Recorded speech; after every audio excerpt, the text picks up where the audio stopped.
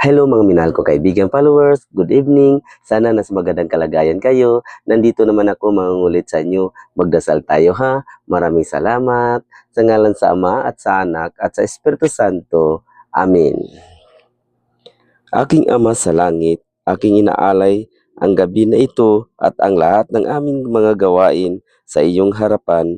Naway kalugdan mo ang lahat ng aking gagawin at naway masunod ko ang inyong mga kautusan habang tinutupad ko ang aking mga ginagawa.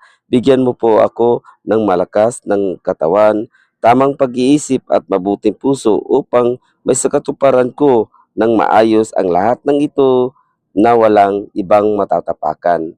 Bigyan mo po ako nawa ang aking kabuuan ng mabuting kalooban, matalas ng diwa at matuwid ng layunin. Bigyan mo rin nawa ang aking pag-iisip ng mabuting dahilan upang tupdin ng tagumpay ang mga ginagawa na ito, alang-alang sa aking mga minahal sa buhay at kapwa. Maraming salamat po aking Amang nasa langit. Amen. Sa ngalan sa Ama at sa Anak at sa Espiritu Santo. Amen. Babay mga minahal kong kaibigan followers. Good night. Salamat.